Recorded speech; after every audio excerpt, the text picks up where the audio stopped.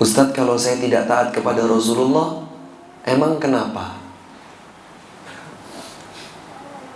Kita akan apa-apa, bukan tidak apa-apa. Ya, kalau kita tidak taat kepada Rasulullah, bukan tidak apa-apa, tapi akan apa-apa. Saya akan berikan dua contoh. Dua kejadian nyata, bukan dongeng. Ada terjadi pada diri seseorang. Makan, tapi dia makan dengan tangan kiri. Ditegur langsung oleh Nabi SAW. Kul biyaminik, makanlah dengan tangan kanan. Kemudian dengan kesombongan dia menjawab, nggak bisa. Nabi mengatakan, lastata'ta, kamu tidak akan pernah bisa. Dia makan dengan tangan kiri, ditegur oleh Nabi, disuruh makan dengan tangan kanan, dia bilang dengan kesombongannya nggak bisa. Maka Nabi mengatakan, kamu tidak akan pernah bisa. Dan subhanallah, Allah hukum kedurhakaannya kepada Nabi. Sejak saat itu, dia tidak pernah lagi bisa mengangkat tangannya untuk makan. Tidak pernah lagi bisa. Tidak dengan tangan kanannya, tidak pula dengan tangan kiri. La haula wa la quwata illa billah. Ini kisah yang pertama. Kisah yang kedua, yang terjadi pada segenap kaum muslimin saat itu pada peristiwa bersejarah perang Uhud, yang Allah sebutkan beberapa kisahnya dalam surat Ali Imran. Nabi SAW mengatur strategi perang. Karena jumlah kaum musyrikin dari Mekah jumlahnya sampai 3.000.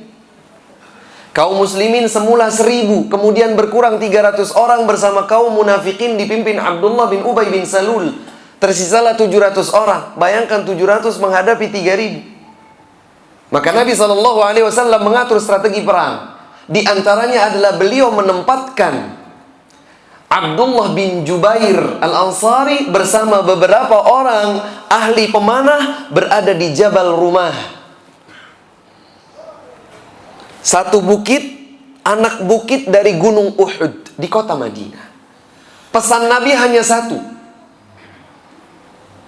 Apapun komando yang diberikan kepada kalian wahai pasukan pemanah, jangan turun dari bukit ini kecuali dengan perintah dariku. Perang pun berkecambuk. Kaum musyrikin terdesak kalah. Belum tuntas, ternyata para sahabat yang berada di bukit pemanah ini turun. Karena mereka mengira bahwa perang telah usai dan sudah terlihat ada rampasan perang di sana, di bawah. Diingatkan oleh pemimpin mereka Abdullah bin Jubair Al-Ansari, jangan turun. Ingatlah pesan Nabi SAW. Jangan langgar perintah beliau, taatilah beliau. Jangan turun kecuali dengan perintah langsung dari beliau. Tetap turun. Apa yang terjadi? Khalid ibnul Walid, salah satu panglima perang pimpinan Abu Sufyan ibnu Harb, kaum musyrikin saat itu, berputar mengelilingi bukit pemanah. Mereka berposisi di atas dan menyerbu kaum muslimin. Berujunglah perang Uhud dengan kekalahan bagi kaum muslimin. Seorang individu tidak taat kepada Nabi, dia celaka di dunia sebelum nanti celaka di akhirat. Kaum muslimin dalam jumlah banyak melanggar, durhaka kepada Nabi SAW, kekalahan di dunia sebelum siksa di neraka. Karenanya Allah Subhanahu wa taala berfirman di dalam surat An-Nisa ayat 115, "Wa may yushaqiqir rasulah", siapa yang durhaka kepada Rasul, min ba'di ma tabayyana lahul huda, setelah jelas baginya petunjuk hidayah. Sudah jelas hidayah tapi dia masih tetap durhaka kepada Rasul.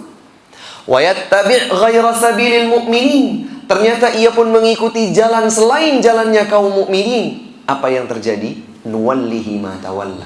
Allah menyatakan, kami akan berpaling sejauh dia berpaling.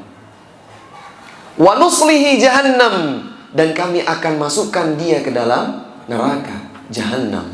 Wa sa'at masira, dan jahannam adalah seburuk-buruk tempat. Mau surga, taat kepada Rasulullah.